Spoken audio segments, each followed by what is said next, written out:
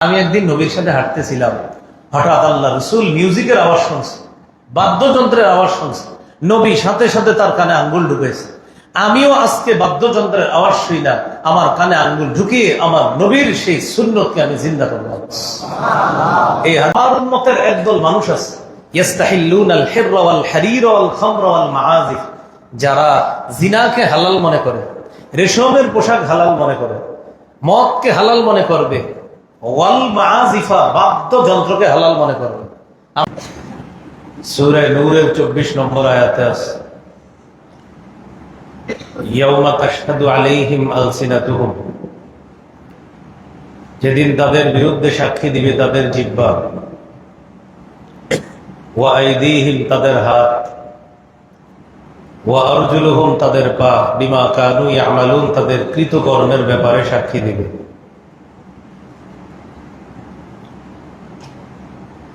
সূরা হামিম আস-সাজদার 20-21 নম্বর আয়াতে আছে, শাহিদা আলাইহিম সামউহুম তাদের বিরুদ্ধে সাক্ষী দিবে তাদের কান, ওয়া আবসারুহুম তাদের চোখ, ওয়া জুলুদুহুম তাদের চামড়া, বিমা কানু ইয়ামালুন তাদের কৃতকর্মের ব্যাপারে। আমাদের শরীরের দেহের অন্যতম একটা অঙ্গ হলো চেহারা। চেহারার মধ্যে আমাদের একটা অঙ্গের নাম জিহ্বা, আর একটা অঙ্গের নাম কান, আর একটা অঙ্গের নাম চোখ। কিছু গুণা আছে যে গুণাগুলার সম্পর্ক জিহ্বার সাথে, কানের সাথে, চোখের সাথে। জিহ্বার সাথে সম্পৃক্ত যে গুণাগুলার মধ্যে অন্যতম একটা গুণা হলো মিথ্যা কথা বলা। মিথ্যার মধ্যে সবচেয়ে বড় মিথ্যা হলো আল্লাহর নামে মিথ্যা বলা। 24 নম্বর পারা শুরু হয়েছে যে আয়াত দিয়ে, ফামান আযলামু মিম্মান কাযাবা আলাল্লাহ, ওই ব্যক্তির চেয়ে বড় জালেম আর কে হতে পারে যে আল্লাহর নামে মিথ্যা বলে। এরপরে সবচেয়ে বড় মিথ্যা নবীর নামে মিথ্যা বলা। রাসূলুল্লাহ সাল্লাল্লাহু আলাইহি ওয়াসাল্লাম বলেন, সবচেয়ে বড় মিথ্যার মধ্যে একটা মিথ্যা হলো যেই ব্যক্তি আমারে স্বপ্নে না দেখেও মানুষের সামনে বলে আমি নবীর স্বপ্ন দেখছি। নবীজির স্বপ্নে না দেখেও বলে স্বপ্ন দেখছে, এটাও অনেক বড় মিথ্যা। মানে আল্লাহর নামে মিথ্যা কথা বলা সবচেয়ে বড় জুলুম। এরপরে সবচেয়ে বড় অন্যায় নবীর নামে মিথ্যা বলা। নবীর নামে মিথ্যা বলার আরেকটা সিস্টেম, নবী যা বলে নাই সেই কথা বইলা বলা, এটা নবী বলছে, এটাও মিথ্যা। রাসূলুল্লাহ সাল্লাল্লাহু আলাইহি ওয়াসাল্লাম বলেন, মান কাযাবা আলাইয়া মুতাআম্মিদান, যে ব্যক্তি আমার নামে মিথ্যা কথা বলে, ফাল্যাতাবাওয়া মাকআদাহু মিনান নার, সে যেন তার আসনটাকে জাহান্নামের অংশ বানায় দেয়। অন্য বর্ণনায় আছে, মান ক্বালা আলাইয়া মা লাম আকুল, যে কথা আমি বলি নাই এই কথা যদি কেউ আমার নাম নিয়ে বলে যে নবী বলছে, যেই কথা আমি বলি নাই সেই কথা যদি আমার নাম নিয়ে বলে যে নবী বলছে, সে যেন তার ঠিকানা, তার আসনটা জাহান্নামে বানায় নেয়। নবীর নামে মিথ্যার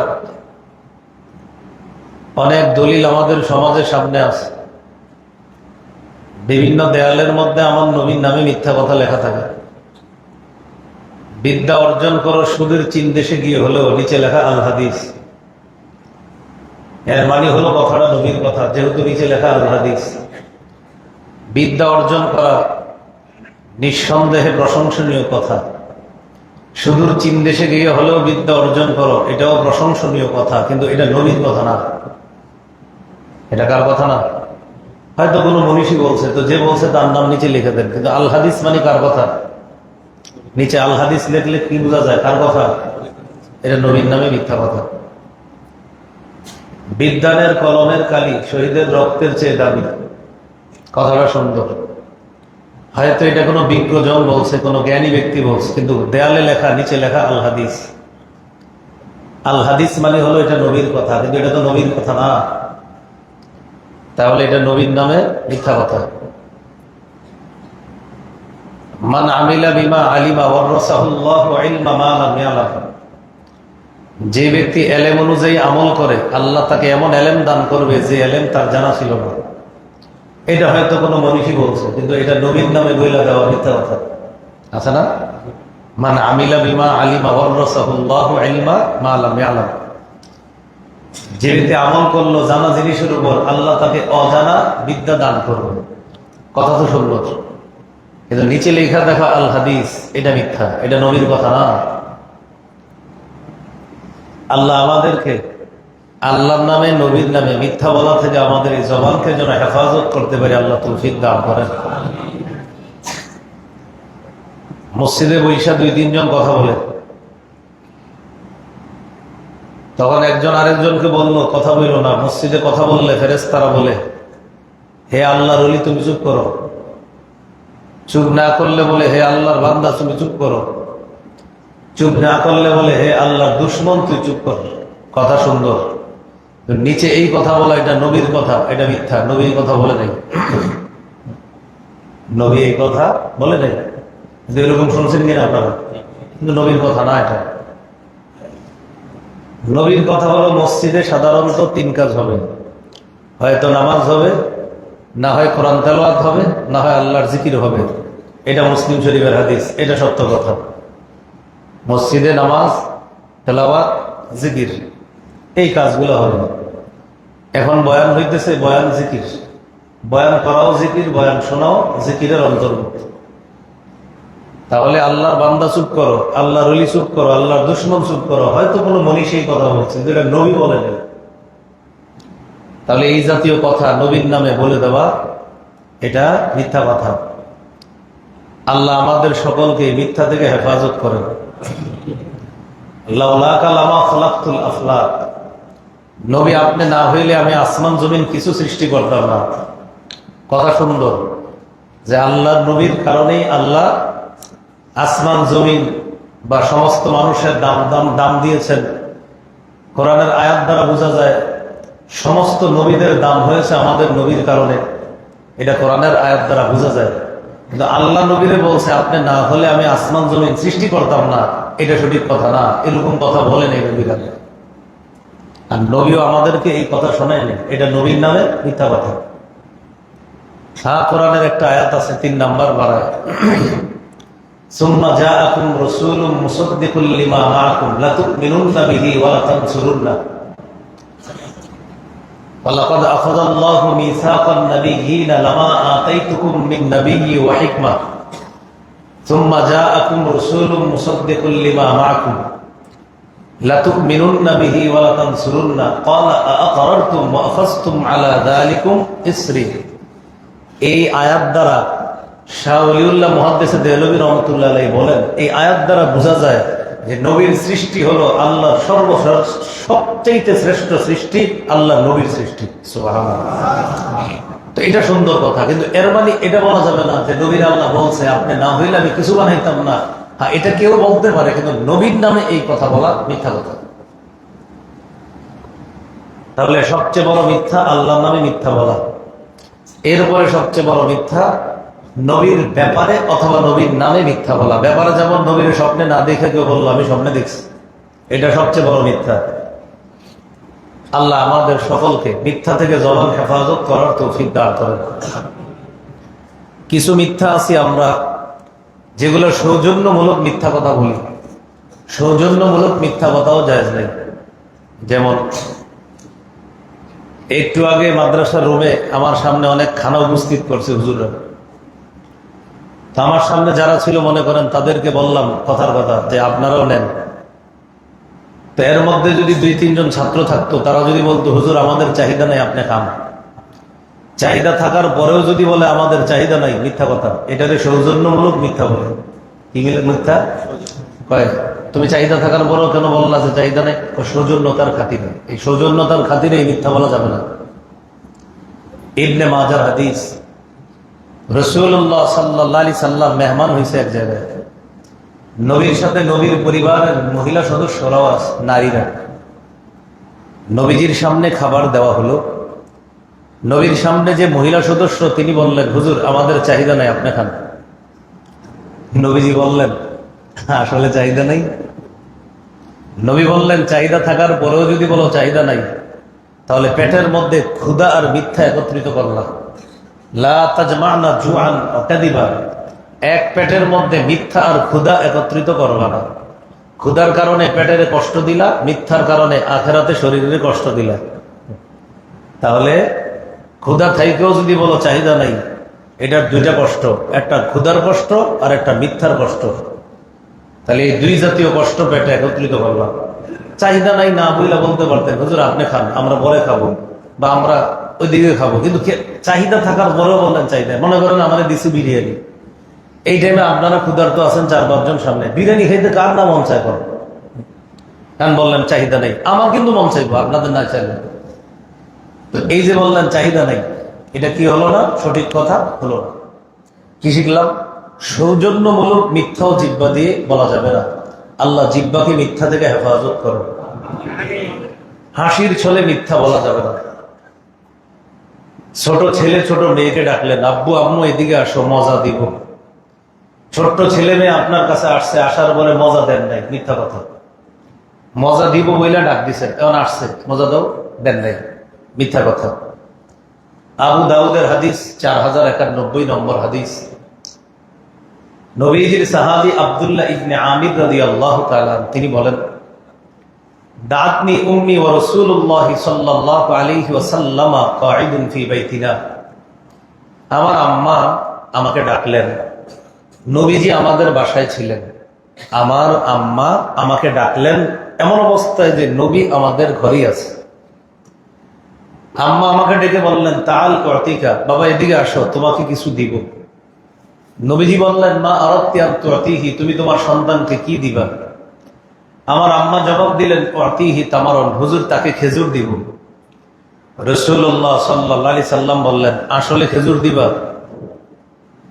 লাউলাম তুতিহি শাইআন কুতিবাত মিনকা ইনদাল্লাহি কাযিবা, তোমার ছেলেকে তুমি কিছু দিবে বলে ডেকে তাকে কাছে আনার পর যদি কিছু না দাও, তুমি তোমার সন্তানকে কিছু দিবা এই কথা বলে তাকে কাছে আনার পর যদি কিছু না দাও, তোমার নামে আল্লাহর খাতায় একটা মিথ্যা কথা লেখা হবে।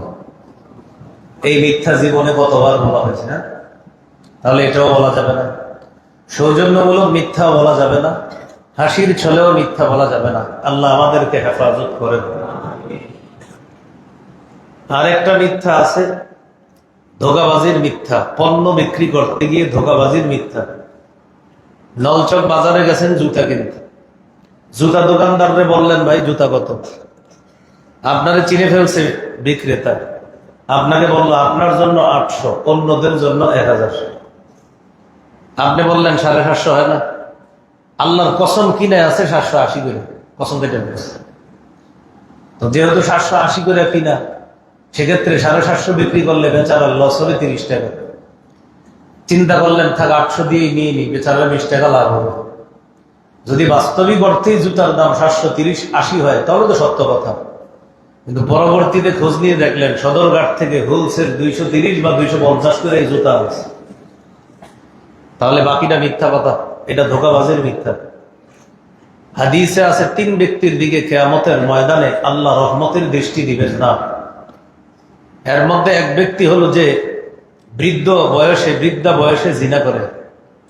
আরেক ব্যক্তি হলো ওই ব্যক্তি যে টাকনুর নিচে কাপড় পরে। আরেকজন হলো ওই ব্যক্তি যেই ব্যক্তি মিথ্যা শপথ করে তার পণ্য বিক্রি করে, তার দিকে আল্লাহ তাআলা রহমতের দৃষ্টি দিবেন না। তাহলে সৌজন্যমূলক মিথ্যা, হাসির ছলে মিথ্যা, আরেকটা হলো ধোঁকাবাজির মিথ্যা।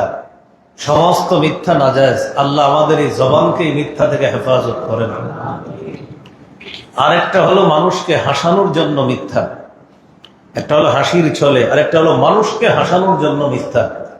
এই মিথ্যাও নাজায়েজ। আমি আপনাদের সামনে বয়ানে বসলাম, চিন্তা করলাম কিছুক্ষণ আপনাদেরকে হাসাই, কিছু মিছা কথা বইলা।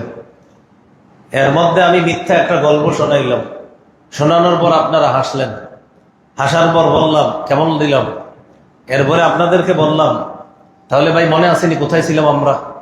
কোথায়? সূরা ইউসুফের ওই আয়াতে ছিলাম। হুজুরে আবার আপনাদেরকে তাফসিরের জগতে নিয়ে গেছে, মাঝখানে একটু হাসাইছি কি বইলা? মিথ্যা বইলা।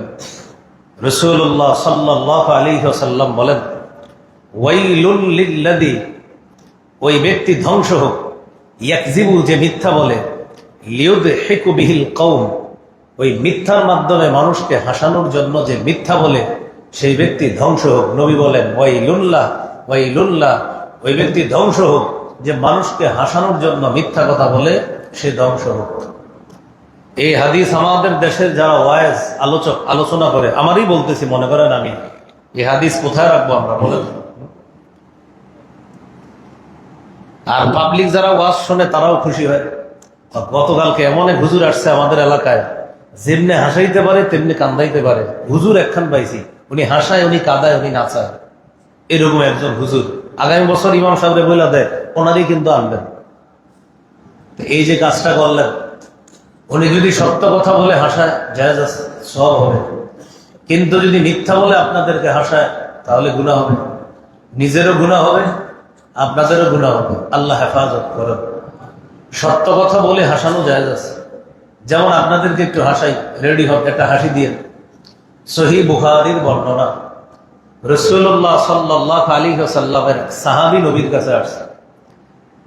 আসার পর নবীজিকে বললেন, নকারতু আলা ইমরাতি ফি রমাদান। আমি অনুবাদ করি, অনুবাদটা সহজে আপনারা বুঝে নেবেন।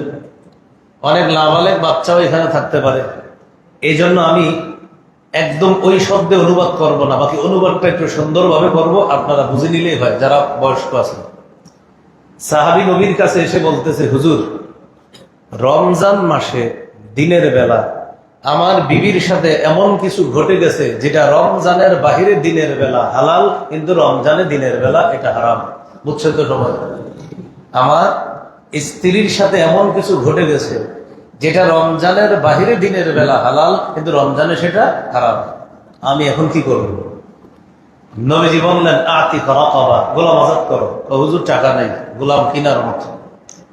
নবী বললেন, মিসকিনকে খাওয়াও। বললেন, হুজুর টাকা থাকলে তো খাওয়াইতে পারতাম, আগেই তো বলছি টাকা নেই। তাহলে গোলাম আজাদ করতে পারবে না, মিসকিনকে খাওয়াতে পারবে না।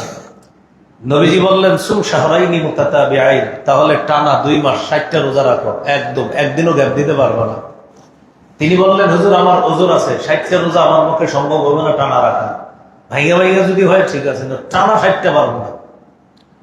নবীজি বললেন, মুশকিল হয়ে গেল, তুমি কোনোটাই পারবা না। নবী তাকে কিছু বললেন না, সমাধান দিলেন না, তিনি ওখানেই আছে। ইতিমধ্যে নবীজির কাছে এক থলে খেজুর হাদিয়া আসছে, এক ব্যাগ খেজুর হাদিয়া আসছে। খেজুর হাদিয়া আসার পর নবী বললেন, আইনা সাইল, প্রশ্নকারী কোথায়? একটু আগে যে আমারে প্রশ্ন করছো, হুজুর এই যে আমি। নবীজি বললেন, নাও খেজুর গুলা নাও, তাসাদ্দাক, সদকা করে দিবা। সদকা করলে তুমি যেই সমস্যা নিয়ে আসছো আল্লাহ মাফ করে দিবেন। সাহাবী বললেন, আলা আফকার মিন্নি, হুজুর আমার চাইতে দরিদ্র কাউকে সদকা করবো? এই যে হাসি দিয়েছেন সব হয়ে গেছে, আপনারা যে হাসি দিয়েছেন সব হয়েছে। ঠিক আপনারা যেই কথা শুনি না হাসছেন, হাদিসের বর্ণনাকারী সাহাবী বলেন, তার এই কথা শুনি না আল্লাহ রসুল এমন ভাবে হাসছে, নবীর সামনের দাঁতগুলা দেখা গেছে। এই হাসিতে সব আছে। তো নবীজি বললেন, তোমার সে গরিব মানে? হুজুর এই 2 সীমানার মাঝে যে এলাকা, আমার সে গরিব আর কেউ নেই, আমি দাঁড়িয়ে দিন। এইটা শোনার পর নবী আবার হাসছে। শেষে নবীজি বলেন, কি আর করবা, তো ঠিক আছে নাও, তুমি নাও, ঘরে গিয়া তুমি খাও, তোমার পরিবার তোমরাই খাও না। এই হাদিস আপনারা শুনছেন, হাসি দিছেন। এই হাসি হলো হাসি মুসালসাল, এটা সনদ সূত্রে হাসি। একদম আমাদের নবী থেকে এই পর্যন্ত, আজকে আপনাদের সামনে মসজিদ পর্যন্ত যে হাসি দিলাম, আমাদের এই হাসির পিছনে দলিল আছে। এই হাসিতে বক্তা শ্রোতা উভয়কে আল্লাহ শ্রদ্ধা করবে। তাহলে মুসলমান সেখানে হাসবে যেখানে নবী হাসে, মুসলমান সেখানে কাঁদবে যেখানে নবী কাঁদে, মুসলমান সেখানে হাসবে না যেখানে নবী হাসানো নিষেধ করছে, সেখানে মুসলমান হাসবে না। আল্লাহ আমাদের সকলকে মিথ্যা কথা বলে অন্য কাউকে হাসানো থেকে আল্লাহ আমাদেরকে হেফাজত করেন। 3 ক্ষেত্রে প্রয়োজনে কৌশল অবলম্বন যায়। এর মধ্যে একজন হলো স্ত্রী, আরেকটা হলো যুদ্ধক্ষেত্র, আরেকটা হলো 2 ব্যক্তির ঝগড়া মিটিয়ে দেওয়ার জন্য কথা একটু উল্টায় পাল্টায় বলা যায়। 3 ক্ষেত্রে বিবি রাগ করছে, বাড়িতে গিয়ে বললেন তোমার শাড়িটা আজকে সুন্দর লাগতেছে, আসলে সুন্দর লাগে না, এমনি কইছেন, এটা বলা যায়।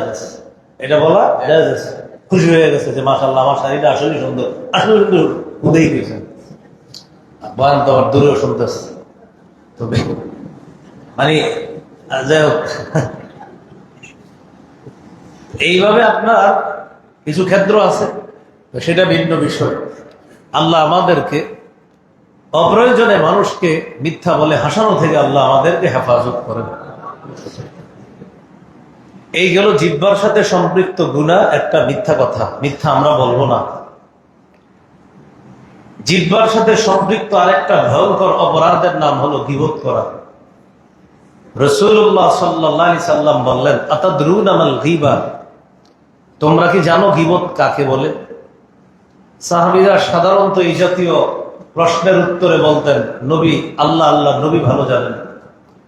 নবীজি বললেন, যিকরুকা আখাকা বিমা ইয়াকরাহ, তুমি তোমার ভাইয়ের ব্যাপারে এমন কিছু বলা যেটা সে অপছন্দ করবে। তুমি তোমার ভাইয়ের ব্যাপারে এমন কিছু বলা যেটা সে অপছন্দ করবে, এটাকেই বলা হয় গীবত। তাহলে আমি কোনো মানুষের ব্যাপারে এমন কিছু বলা যেটা অপছন্দ করবে, এটাকে বলা হয় গীবত। সাহাবী বললেন, ইন কানা ফি আখি মা আকুল, হুজুর আমি আমার ভাইয়ের ব্যাপারে যে বিষয়টা বললাম সত্যি যদি তার মধ্যে এটা থাকে। নবীজি বললেন, ইন কানা ফিহি মা তাকুল ফাকাদ ইগতাবতা, তুমি যার ব্যাপারে বললা তার ব্যাপারে যে কথাটা তুমি বললা সেটা যদি সত্যি তার মধ্যে থাকে, এটাই গীবত। ওয়া ইল্লাম ইয়াকুন ফিহি মা তাকুলু ফাকাদ বাহাত্তা, আর তুমি যার ব্যাপারে যে কথাটা বললা এটা যদি তার মধ্যে না থাকে, এটা হলো অপবাদ। তাহলে দেখেন তো, আমি আপনাদের সামনে এক ব্যক্তির ব্যাপারে বললাম, সত্যি যদি তার মধ্যে এটা থাকে এটা হলো গীবত, আর যদি এটা না থাকে এটা হলো অপবাদ। গীবতের চেয়ে বড় গুনাহ অপবাদ। আল্লাহ আমাদের সকলকে গীবত অপবাদ থেকে আমাদের জিহ্বা হেফাজত করার তৌফিক দান করেন। 26 পারা 16 নম্বর পৃষ্ঠা, সূরা হুজুরাতের 12 নম্বর আয়াত। আল্লাহ বলেন, ওয়ালা ইয়াগতাব বা'দুকুম বা'দা, তোমাদের একজন যেন আরেকজনের ব্যাপারে গীবত না করে। আইয়ুহিব্বু আহাদুকুম আইয়াকুলা লাহমা আখিহি মাইতান ফাকারিহতুমু, তোমাদের কেউ কি তার মৃত ভাইয়ের গোশত ভক্ষণ করবা, এটা কি কেউ পছন্দ করো? যদি পছন্দ না করো তাহলে গীবত করবা না। একদিন নবীজি সাহাবীদের সাথে এক জায়গায় আছে, হঠাৎ একটা দুর্গন্ধ আসছে। হাদিসটা বুঝেন সবাই, নবীজি সাহাবীদের সাথে আছে, একটা দুর্গন্ধ আসছে। নবীজি বলেন, এটা তো ভয়ঙ্কর দুর্গন্ধ। হাজিহি রিহুল লাযীনা ইয়াগতাবুনাল মুসলিমিন, এটা হলো ওই ব্যক্তির কথার দুর্গন্ধ যেই ব্যক্তি কোনো মুসলমানের গীবত করছে। নবী বলতেছেন, নিঃসন্দেহে কোন এলাকায় কেউ আরেক মুসলমানের গীবত করছে, তার কথার গন্ধটা এত বেশি হয়েছে যে এই দুর্গন্ধ বাতাসে আমার নাকে এসে পৌঁছে গেছে। এই জন্য মাঝে মাঝে মনে রাখবেন, অনেক সময় বাতাসে আমরা দুর্গন্ধ পাই, আমরা কি বলি, মনে হয় সাপ মরা গন্ধ, বেজি মরা গন্ধ। সব গন্ধই যে সাপ মারা বেজি মরা হবে এটা না। এমনও হতে পারে কোথাও কোনো ভাইয়ের গীবতের গন্ধ আপনার নাকে এসে পৌঁছেছে, যেটা আপনি মনে করতেছি কোন প্রাণী মরছে, এই গন্ধ আমরা পেয়েছি। আল্লাহ আমাদেরকে গীবত থেকে হেফাজত করেন। সুদ হালাল না হারাম? সবাই বলেন, হালাল না হারাম? রাসূলুল্লাহ সাল্লাল্লাহু আলাইহি সাল্লাম বলেন, সবচাইতে বড় সুদ হলো মানুষের গীবত করা। সবচাইতে বড় সুদ হলো গীবত, মিথ্যা অপবাদ ইত্যাদির মাধ্যমে কোন মুসলমান ভাইয়ের সম্মানহানি করা, এটা সবচেয়ে বড় সুদ। নবী বলছেন এটা বড় সুদ। দেখেন, আমরা সাধারণত জানি সুদ যে বিষয়টা, নবী বলেন সুদ তো ভয়ঙ্কর অপরাধ, আপন মায়ের সাথে ব্যভিচার করার চেয়ে বড় অপরাধ, এর চাইতে বড় অপরাধ গীবতের মাধ্যমে কোন মুসলমান ভাইয়ের সম্মানহানি করা, এটা ওই সুদের চেয়ে বড় সুদ। আরো নবীজি বললেন হাদিসে আছে, ইন্না আরবার রিবা, সুদের মধ্যে সবচেয়ে বড় সুদ হলো অন্য মুসলমান ভাইয়ের সম্মানহানি করা। আল্লাহ গীবত থেকে আমাদের জবানকে হেফাজত করেন। বর্তমানে গীবতের সবচাইতে চর্চা ক্ষেত্রের নাম হলো ফেসবুক। ইবুক বলেন তো, ফেসবুক। ফেসবুকে সবচেয়ে বেশি গীবত চর্চা হয়। এবং বর্তমান ফেসবুকে গীবত চর্চাটা এইভাবে হয়। সাধারণত গীবত চর্চাটা ফেসবুকে যারা লাগায় দেয়, এক টুপিওয়ালা আরেক টুপিওয়ালার বিরুদ্ধে গীবত করে, আর এই দুই দলের বিরুদ্ধে গীবতে লাগায় দেয় তৃতীয় আরেকটা পক্ষ। এগুলো হলো খারিজিদের চরিত্র যারা ধারণকারী, সেই পক্ষগুলা মুসলমান গীবতে লাগায় দেয়। যেমন মনে করেন আমরা দুইজন বলতেছি, এটা আমার ক্রেডিট, উনি বলে না এটা আমার ক্রেডিট। আসলে কি জানেন, তৃতীয় আরেকটা পক্ষ আছে যাদের কোনো ক্রেডিটে নাই, ওদের কথাটা আড়াল করার জন্য আমাদের দুইজনকে লাগাই দিছে। মনে করেন একটা বিষয় নিয়ে ওনার বক্তরা বলতেছে এটার মধ্যে ওনারও অবদান, আমার বক্ত বলে আমারও অবদান। আসলে আমরা দুইজনের লাগাইছে এমন একদল যেই লোকটার কোনো অবদানই নাই, তার ব্যাপারে যেন কোনো কথা না হয়, তাই সেই কৌশলে আমরা দুইজনের ভক্তদের মাঝে লাগাই দিয়েছি। ঠিক এই ঘটনা চলতেছে বর্তমান ফেসবুকে। খুব সাবধান, ফেসবুক গীবত চর্চার একটা অন্যতম মাধ্যম হয়ে গেছে। মুসলমানের সম্মানহানি করা, মুসলমানের বিভিন্ন বিষয় নিয়ে কথা বলা। আল্লাহ আমাদের সকলেরই জবানকে গীবত থেকে হেফাজত করেন। কয়েকটি মাধ্যমে গীবত হয়, এর মধ্যে একটা হলো আল গীবাতু বিল লিসান, জিহ্বার মাধ্যমে গীবত। 2 নম্বর আল গীবাতু বিল কিতাবা, লেখার মাধ্যমে গীবত। 3 নম্বর আল গীবাতু বিল ইশারা, ইশারা ইঙ্গিতে গীবত। একটা হলো মুখের মাধ্যমে গীবত, আরেকটা লিখনির মাধ্যমে গীবত, আরেকটা ইশারায় গীবত। মুখের মাধ্যমে গীবত তো সবাই বুঝি। লেখার মাধ্যমে গীবত কি? ইমাম গাজালি বলেন, যেই কথা মুখে বললে গীবত, সেই কথা লেখলে গীবত। ইমাম গাজালি বলেন, যেই কথা মুখে আরেকজনের কাছে বললে গীবত, সেই কথা লিখনির মাধ্যমে তাকে জানায় দেওয়া গীবত। আমি তাকে মুখে যেই কথাটা বললে গীবত হবে, এই কথাটা তাকে লিখিতভাবে জানায় দেওয়া গীবত। কথাটা কি বুঝে আসছে?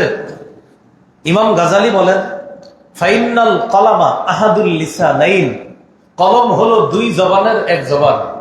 মানুষ কথা বলে সাধারণত 2টা জবান দিয়ে, একটা হলো মৌখিক শক্তি আর একটা লিখনি শক্তি। লিখনি শক্তির মাধ্যমেও মানুষ কথা বলে, মৌখিক শক্তির মাধ্যমে কথা বলে। তো মৌখিক শক্তির মাধ্যমে যেটা বললে গীবত, লিখনি শক্তির মাধ্যমেও সেটা লিখলে গীবত। আল্লাহ আমাদেরকে লিখনির গীবত, বলার গীবত, উভয় গীবত থেকে হেফাজত করে। আর একটা ইশারার গীবত। ইশারার গীবত কারে কয়? তাকান আমার দিকে সবাই, তাহলে বুঝবেন। এই যে দেখেন,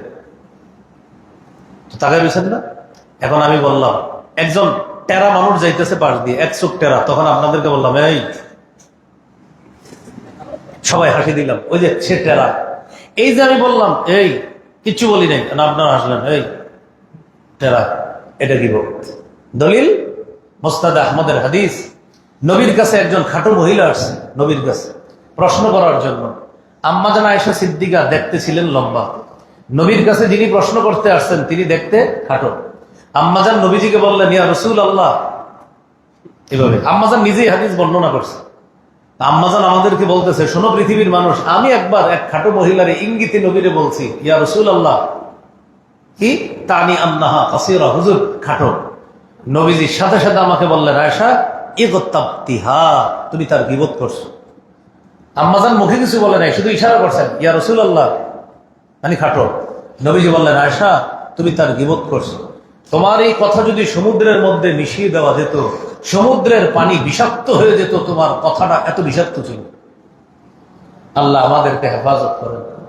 তাহলে ইশারাই গীবত, এটা তো হলো ইশারা। আরেকটা আছে ইঙ্গিত। ইশারা ইঙ্গিতের একটু পার্থক্য আছে। ইঙ্গিত কি? এদিক তাকান, ইঙ্গিতটা বুঝাই। একটা হলো ইশারা আর একটা ইঙ্গিত। এই ইঙ্গিতটা হলো পরোক্ষ ইঙ্গিত। বলেন তো কি বলছি?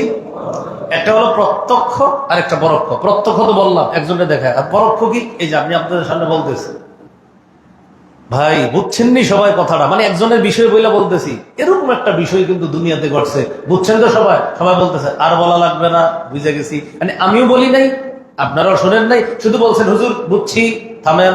এই যে আমি কিছু একটা না বইলাও বললেন বুঝছি, আর আমিও বুঝাইলাম, এটা হলো পরোক্ষ গীবত। আবার বলছি, এটা কি গীবত? এই যে বললাম বুঝছেন তো সবাই, একটা কথা বইলা হুজুর বুঝছি আর বলা লাগবে না, এই যে আমি কিছু না বললেও বুঝে গেছেন একজনের ব্যাপারে, এটাকে বলা হয় পরোক্ষ গীবত। আল্লাহ আমাদেরকে হেফাজত করে। মানে একটা বিষয় বলতেছি তো, বলার পরে বললেন বুঝছি, কারে নিয়ে বুঝতেছেন আর বলা লাগবে না, এটা পরোক্ষ গীবত। তাহলে মৌখিক গীবত, লিখনির গীবত, পরোক্ষ ইশারায় গীবত, আর একটা প্রত্যক্ষ ইশারায় গীবত। প্রত্যক্ষ ইঙ্গিত কোনটা? সরাসরি। আর একটা পরোক্ষ ইঙ্গিতের মাধ্যমে বোঝানো গীবত। আল্লাহ আমাদেরকে এই 4 মাধ্যমের গীবত থেকে হেফাজত করেন। বাকি আমাদের আলোচ্য বিষয় জবানের সাথে সম্পৃক্ত যে গীবত, এটা আমাদের এই জবানকে আল্লাহ গীবত থেকে হেফাজত করেন।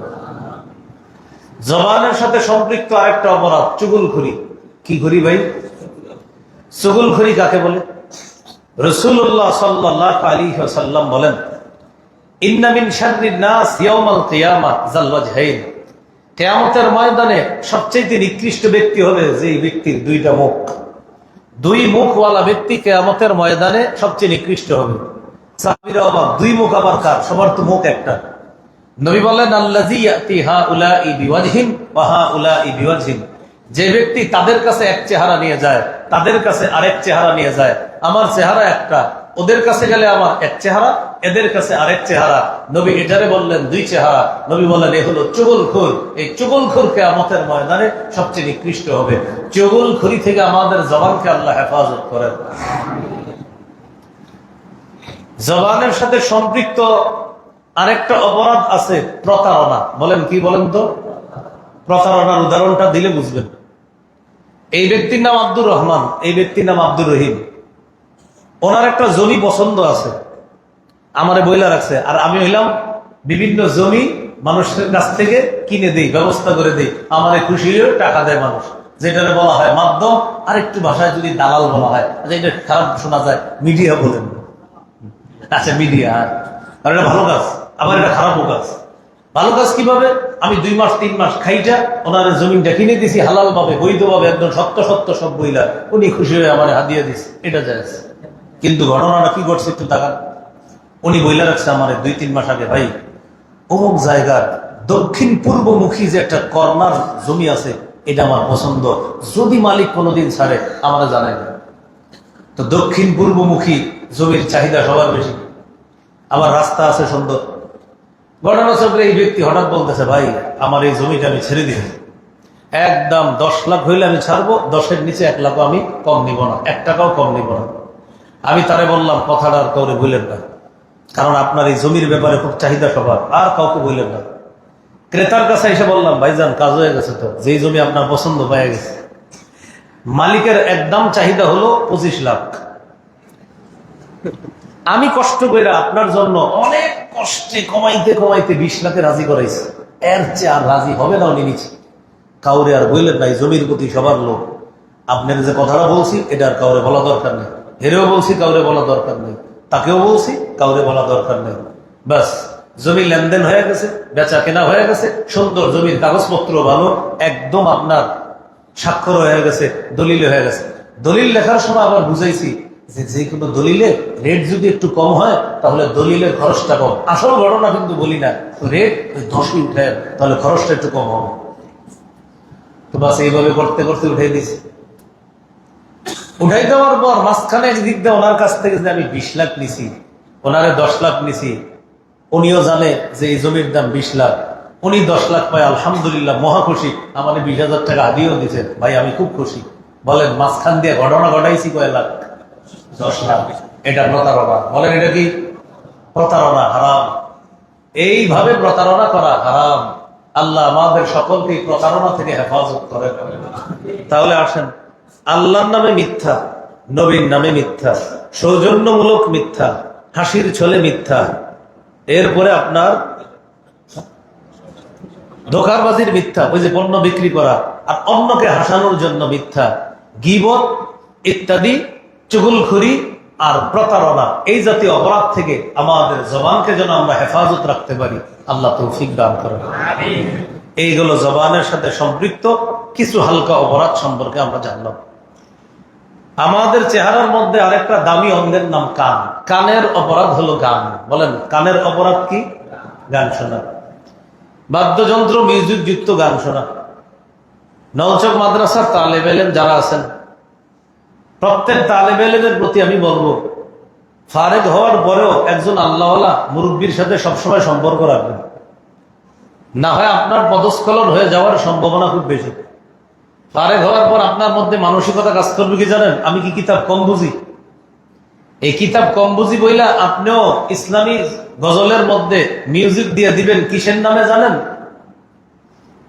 আপনি মিউজিক দিয়ে দিবেন দফের নামে। কি নাম বলেন তো? দফ। যে মেশকাত শরীফের হাদিসে বলছি দফ বাজানো যায়। কারণ আপনি যেহেতু দফ বেশি বুঝে ফেলছেন, এখন আপনি ইসলামী গানের মধ্যে দফ ঢুকাইছেন। এখন আপনার মাদ্রাসার নলচকের হুজুরা জিজ্ঞাসা করলো, কিও তুমি না আমাদের ছাত্র ছিলা, ইসলামী গজল একটা তোমার বাইরে এসে দেখলাম, গজলের মধ্যে একটু মিউজিক মিউজিক লাগলো। হুজুর এটা মিউজিক না, ওটা দফের আওয়াজ। কিসের আওয়াজ? দফ। আউনুল বারি কিতাবের নাম কি? আউনুল বারি। আউনুল বারির মুসান্নাফ লেখছে, যেই দফ বাজাইলে মিউজিকের মতো আওয়াজ বের হয়, বুঝলেন? যেই দফ বাজাইলে মিউজিকের মতো আওয়াজ বের হয় সেটা আর দফ থাকে না, সেটা মিউজিক। আবার যেই দফ বাজাইলে মিউজিকের মতো আওয়াজ বের হয় এবং ভিতরে একটা আলাদা কাজ করে, দেখেন এরকম যখন ইসলামী গজল বাজায় আর এই যে দেখেন তালে তালে এমন হয় যে এরকম, এই যে ইসলামী গজল কিন্তু আর এরকম হইতেছে, পা লড়াই হাত লড়াই। আরে ইসলামী গজলে তোমার আবার এই পাহাড় লড়াই কেন? এভাবে এই যে মানে আমার তাল উঠে গেছে। আউনুল বারির মুসান্নেফ বলেন, যেই দফ বাজানোর পরে এটার মধ্য থেকে মিউজিকের মতো আওয়াজ বের হয়, এটা দফ থাকে না, এটার নাম মিউজিক হয়ে যায়। অতএব এই জামানায় দফ দিয়া গজল এত সহজ বিষয় না। এই জামানায় যদি আপনি দফ বাজান, দফের মধ্য থেকে ওই আওয়াজ বের হবে না যেটা বর্তমান যুগে বের হয়, এটা আর দফ থাকে না, এটা মিউজিকের আওয়াজ হয়। আল্লাহ আমাদের সকলকে মিউজিকওয়ালা হারাম গান আবার মিউজিকওয়ালা হালাল গান উভয়টা থেকে আল্লাহ হেফাজত করেন। হালাল গান বুঝছেন নি? মানে ইসলামী সঙ্গীতে মিউজিক ঢুকাই দিয়েছেন, ব্যাস আল্লাহ আমাদেরকে হেফাজত করেন। রাসূলুল্লাহ সাল্লাল্লাহু আলাইহি সাল্লামের সাহাবী আব্দুল্লাহ ইবনে ওমর রাদিয়াল্লাহু আনহুমা, তার একজন ছাত্রের নাম নাফে রহমতুল্লাহ আলাইহি। আব্দুল্লাহ ইবনে ওমর রাদিয়াল্লাহু তাআলা আনহুমার ছাত্রের নাম নাফে রহমতুল্লাহ আলাইহি। তিনি বলেন, আমি আমার উস্তাদের সাথে একদিন বাজার দিয়ে হাঁটতেছি। বাজার, আমার উস্তাদ কি করলেন? বাজার দিয়ে হাঁটার সময় আমার উস্তাদ হঠাৎ সামিয়া মিজমারন, দেখেন সামিয়া মিজমারন, বাদ্যযন্ত্রের আওয়াজ শুই না, কানের দুই ছিদ্রের মধ্যে, দুই কানের দুই ছিদ্রে এইভাবে আঙ্গুল স্থাপন করছে আমার উস্তাদ। এইভাবে কানের মধ্যে আঙ্গুল দেওয়ার পর বাজারটা পার হয়েছে। বাজার পার হওয়ার পর উস্তাদ আমাকে জিজ্ঞাসা করতেছে, নাফে আর কি বাদ্যযন্ত্রের আওয়াজ শোনা যায়? আমি মুখ দিয়ে ইশারা করলাম, হুজুর আর শোনা যায় না। এইভাবে আমি যখন বললাম আর শোনা যায় না, আমার উস্তাদ কানের ছিদ্র থেকে আঙ্গুল বের করলেন। আঙ্গুল বের করার পর বলতেছে, নাফে আমি কেমন এমন করলাম জানো? একদিন আমি নবীর সাথে ছিলাম, তুমি যেমন আজকে আমার সাথে হাঁটতেছ, আমি একদিন নবীর সাথে হাঁটতেছিলাম, হঠাৎ আল্লাহ রসুল মিউজিকের আওয়াজ শুনছে, বাদ্যযন্ত্রের আওয়াজ শুনছে, নবী সাথে সাথে তার কানে আঙ্গুল ঢুকেছে। আমিও আজকে বাদ্যযন্ত্রের আওয়াজ শুই না, আমার কানে আঙ্গুল ঢুকিয়ে আমার নবীর সেই সুন্নতকে আমি জিন্দা করলাম। এই হাদিস শুই না সুবহানাল্লাহ বলার মধ্যে সীমাবদ্ধ থাকলে হবে না।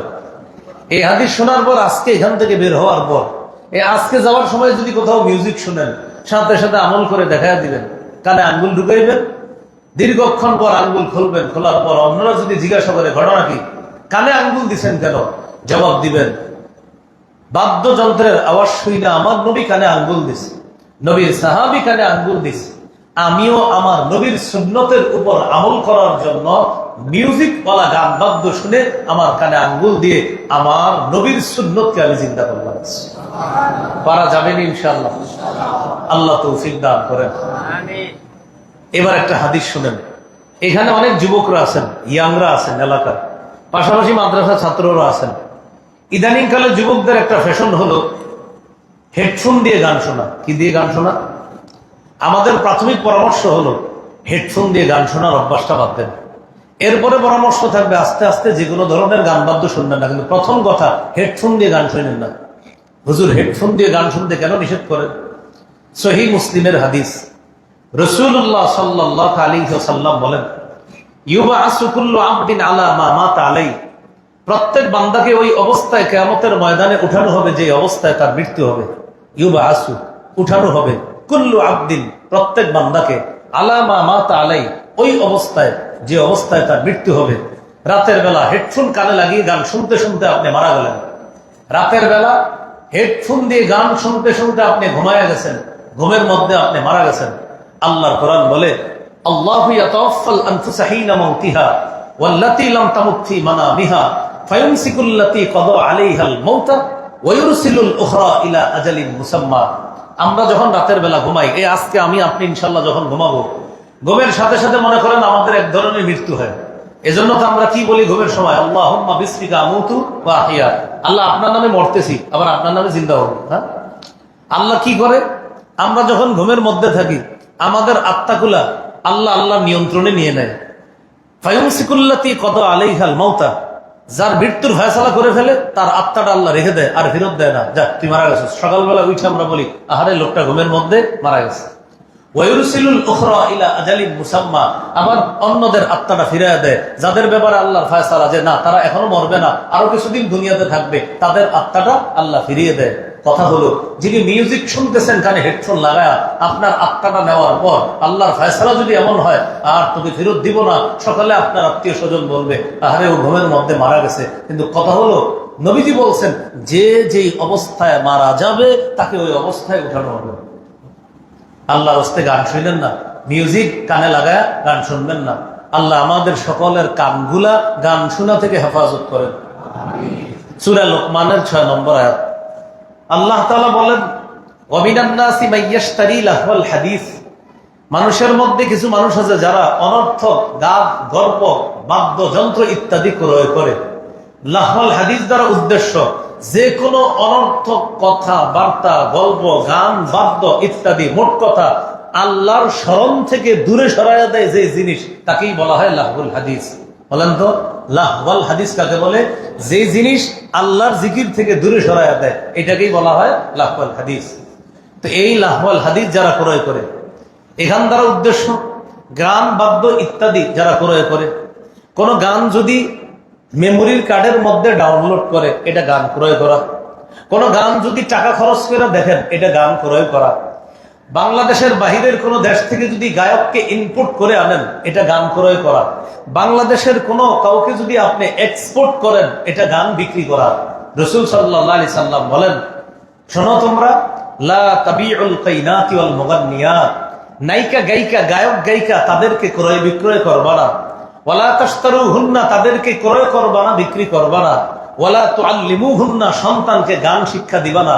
ওয়া সামানুহুন্না হারাম, গান শিক্ষা দেওয়ার পর গানের যে উপার্জন, এটা হারাম। আল্লাহ নবী বলেন, সন্তানকে গান শিখাবা না, গানের উপার্জন হারাম।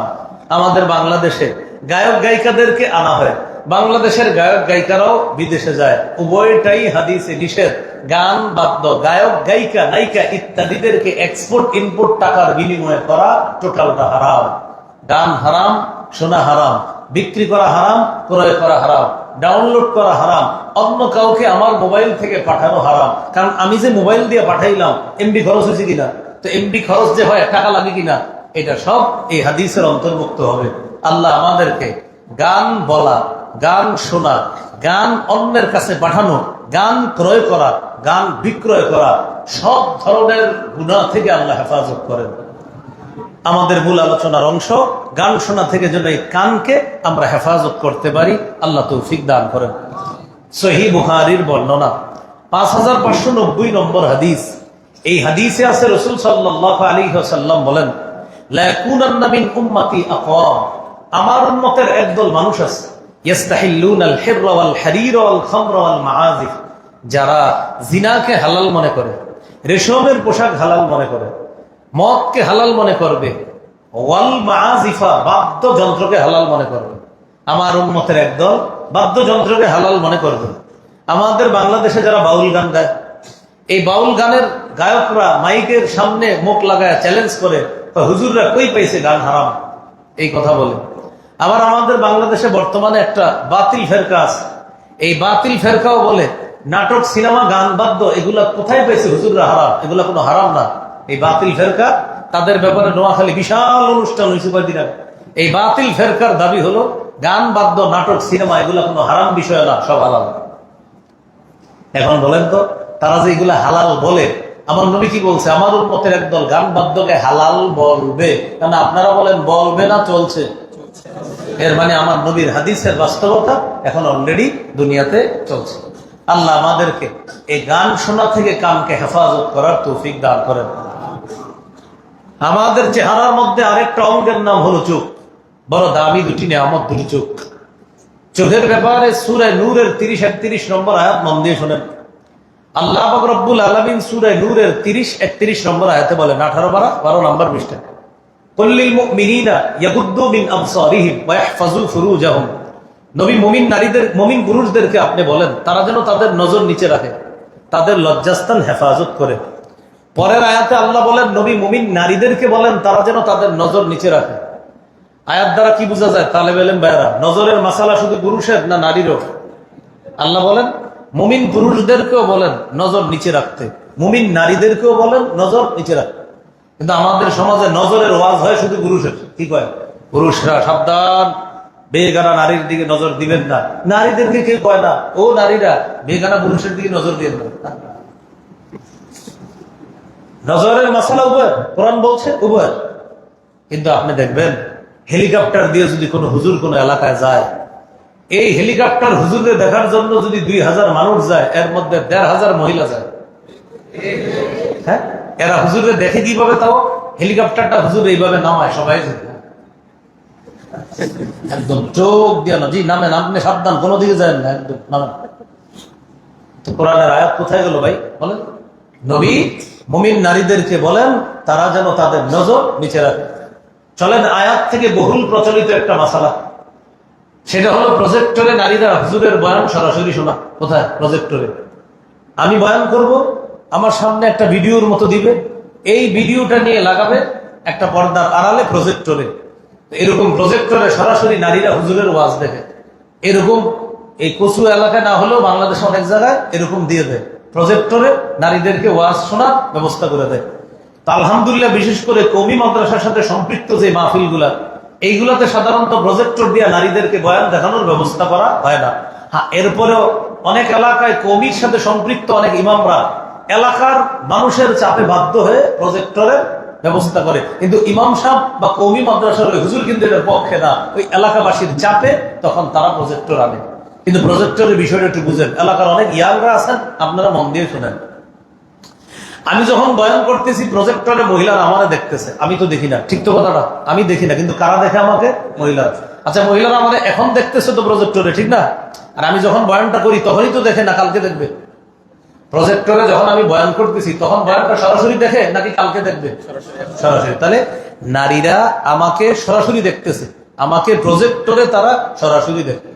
আচ্ছা, প্রজেক্টর না লাগায় মনে করেন আমি অন্ধ মানুষ, আমারে মহিলাদের সামনে বসায়া দিলেন, তাহলে প্রজেক্টর বাদ দিলেন, সরাসরি বসায়া দিলেন।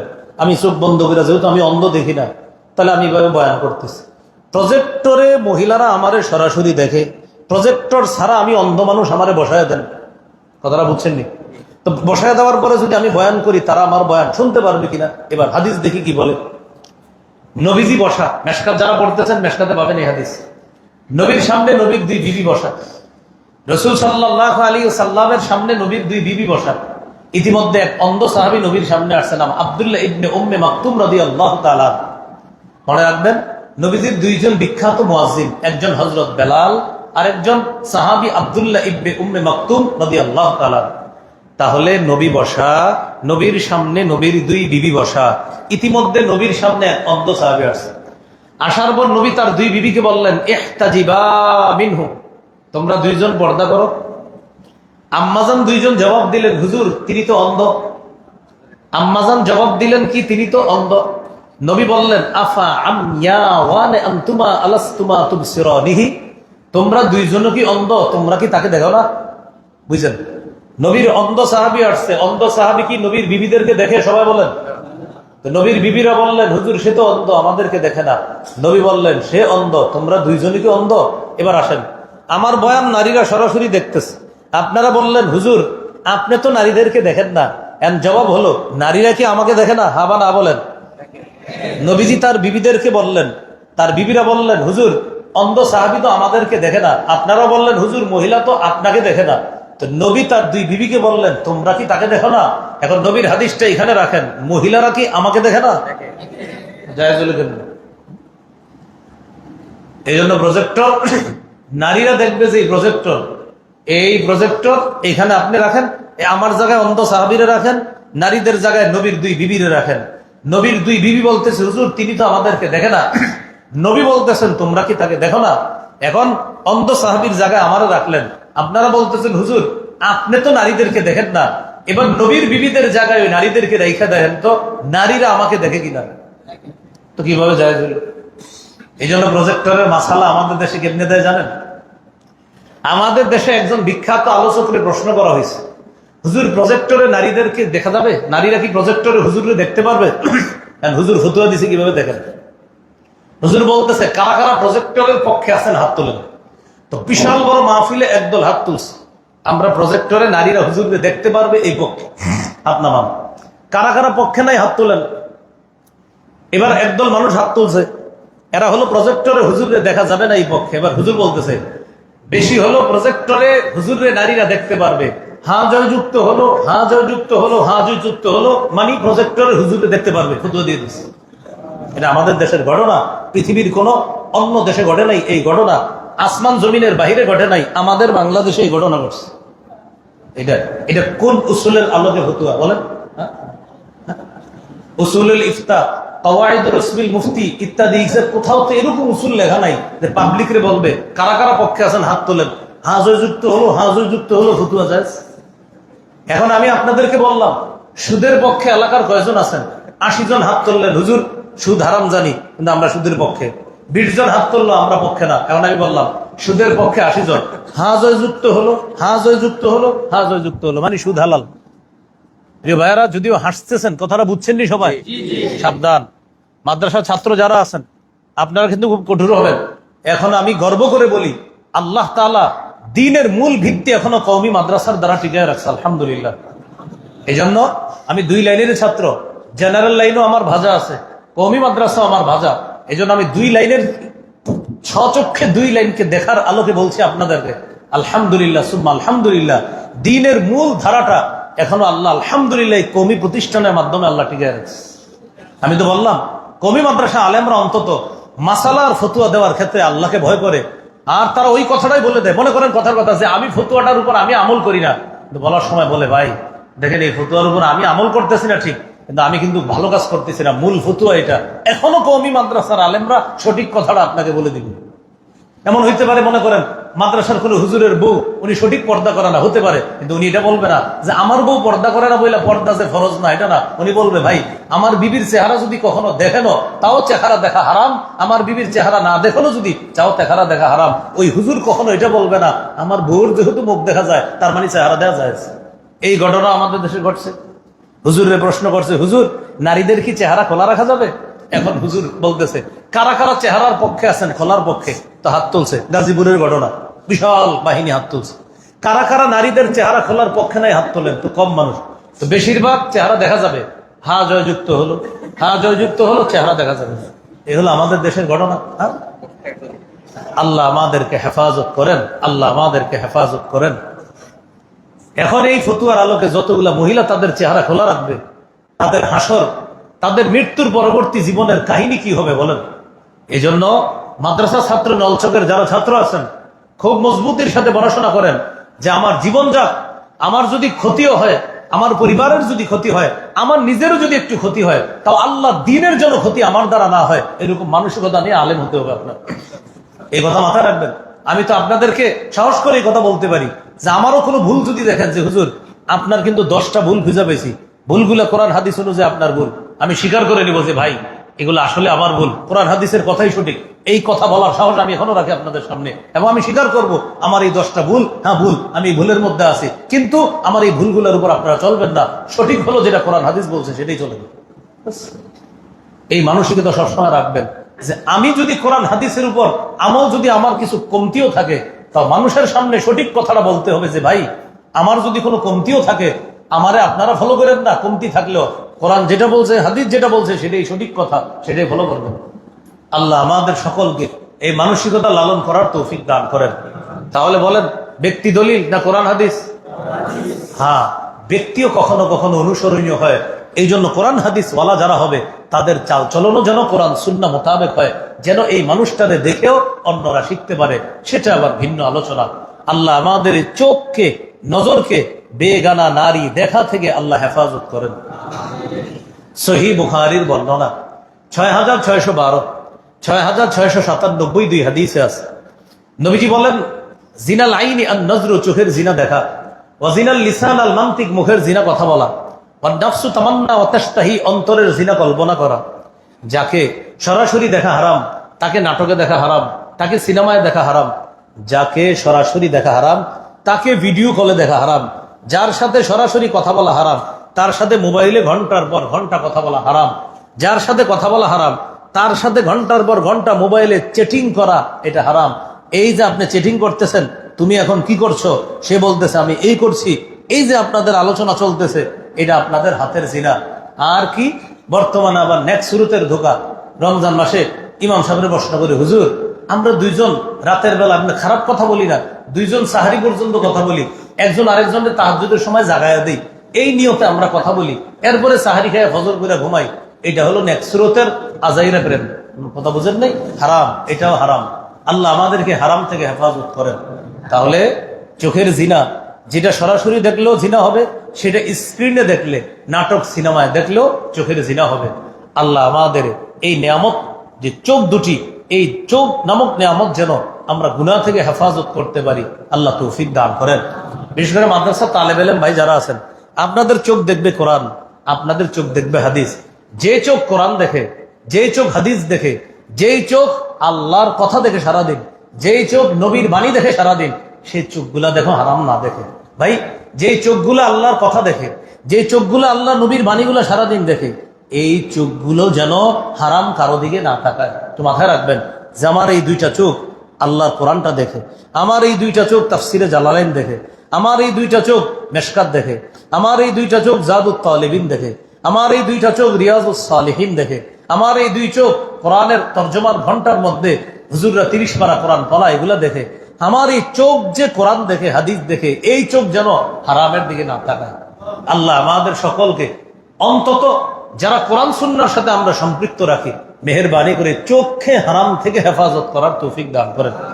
অনেক তালেব ইলম আছেন, আপনাদের মেধা একটু কম, আপনারা চেষ্টায় কমতি করবেন না। যাদের মেধা কম, আজকে থেকে মনে রাখবেন, যার মেধা কম, আপনি 100-এ 99ও না, 100-এ 100 চেষ্টা চালাবেন, যেহেতু আপনার মেধা কম। আপনি এটার ফলাফল পাবেন ফারেগের হওয়ার পরে, মনে রাখবেন।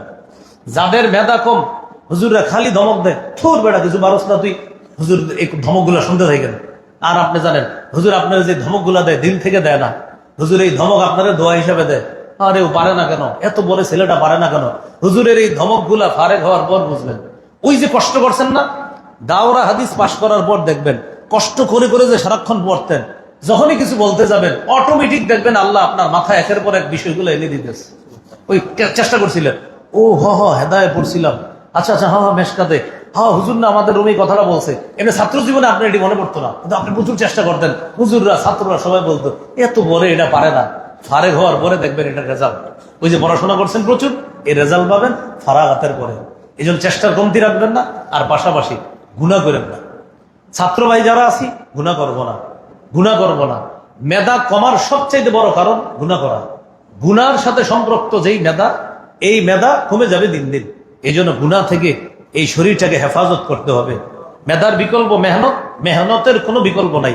শেখুল হাদিস কাজী মুতাসিম বিল্লাহ রহমতুল্লাহ আলাইহির বিখ্যাত বাণী, মেধার বিকল্প মেহনত, মেহনতের কোনো বিকল্প নাই। যদি বলেন হুজুর আমার মেধা কম, তো মেহনত করেন। যদি বলেন হুজুর মেহনত করতে পারতেছি না, না, এটার তো বিকল্প নাই, মেহনত করতেই হবে তোমার। হুজুর আমার মেধা নাই, তো চেষ্টা করো। যদি বলেন আমি চেষ্টা পারবো না, না, এটা বলবো না, চেষ্টা তোমার করতেই হবে। চেষ্টার কোনো বিকল্প নাই, চালাও। কতদিন? যতদিন তুমি পরিপূর্ণ কামিয়াব না হবা, চেষ্টা তোমার চলতে থাকবে।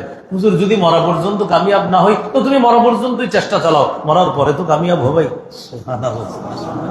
এই জন্য মেধার বিকল্প মেহনত, মেহনতের কোনো বিকল্প নাই। আর পাশাপাশি গুনাহ থেকে আমরা একটু হেফাজত থাকবো, আল্লাহ তৌফিক দান করেন। এই হলো চেহারার সাথে সম্পৃক্ত চোখ, কান, জিহ্বা। আরেকটা রয়ে গেল আমাদের অঙ্গ হাত। হাত দিয়ে হারাম জিনিস ধরা যাবে না, যেমন ঘুষের টাকা ইত্যাদি এগুলা। আর রাশি ওয়াল মুরতাশি কিলাহুমা ফিন্নার, স্বেচ্ছায় ঘুষ গ্রহীতা, স্বেচ্ছায় ঘুষ দাতা, উভয়ের ঠিকানা জাহান্নাম। ইদানিং কালে যারা ঘুষ খায়, তারা আবার ডিজিটাল পদ্ধতি দেখায়, হাতে ধরে না। হুজুরা ওয়াজে কইছে ঘুষ হাতে ধরা যাবে না, তো কি করেন? ওইটা ব্যাংকে চলে যাবে, হাতে আর আসে না। এজন্য আমি 38 বার হজ করছি। কেন? আমার তো এগুলো হাতে ধরি না। আমি হজ 38 বার 39 বার যাই করেন, হাতে সবকিছু ধরলেই ধরা এমন না, আপনার অ্যাকাউন্টে চলে যাওয়া মানে হাতে ধরা, এটাই সুদ, এটাই ঘুষ। তা আল্লাহ আমাদেরকে হেফাজত করেন। রয়ে গেল পা। পা দিয়ে এমন জিনিসের দিকে যাওয়া যাবে না যেই জিনিসের দিকে দেখা হারাম, যেই জিনিস ছোঁয়া হারাম, যেই জিনিস শোনা হারাম, যেই জিনিস বলা হারাম, বাস ওই জিনিসের দিকে পা দিয়ে ধাবিত হওয়া যাবে না। আবার বলছি, যেই জিনিস দেখা, ছোঁয়া ইত্যাদি হারাম, ওই জিনিসের দিকে পা দিয়ে যাওয়া যাবে না। এই কথাগুলাই ওই যে সূরা নূরের 24 আর সূরা হামিম আস-সাজদার 20-21 নম্বর আয়াতে এই কথাগুলো আল্লাহ বলছে। সূরা নূরের 24 নম্বর আয়াতে বলছে, সেদিন তাদের বিরুদ্ধে সাক্ষী দিবে তাদের জিহ্বা, তাদের হাত, তাদের পা। তাহলে হাত, পা, জিহ্বা গেল, রয়ে গেল চোখ আর কান। এটা বলছে আবার কোথায়? সূরা হামিম আস-সাজদার 20 নম্বর আয়াতে, শাহিদা আলাইহিম সামউহুম, তাদের বিরুদ্ধে সাক্ষী দিবে তাদের কান, ও আবসারুহুম, তাদের চোখ। নতুন আরেকটা বিষয় আল্লাহ বলছে, ও জুলুদুহুম, তাদের চামড়া। চামড়াকে সেদিন মানুষ বলবে, কিরে চামড়া, তুই আমার বিরুদ্ধে সাক্ষী দিলি কেন? চামড়া বলবে, যে আল্লাহ পাওকে কথা বলাইছে, হাতকে কথা বলাইছে, চোখকে কথা বলাইছে, কানকে কথা বলাইছে, ওই আল্লাহ আজকে আমি চামড়াকেও কথা বলার যোগ্যতা দান করছি। আল্লাহ আমাদের সকলকে এই অঙ্গগুলো যেন আমরা গুনাহ থেকে হেফাজত রাখতে পারি, আল্লাহ তৌফিক দান করেন। সুবহানাল্লাহি ওয়া বিহামদিহি, সুবহানাকাল্লাহুম্মা ওয়া বিহামদিক, আশহাদু আল্লা ইলাহা ইল্লা আনতা, আস্তাগফিরুকা ওয়া আতুবু ইলাইক।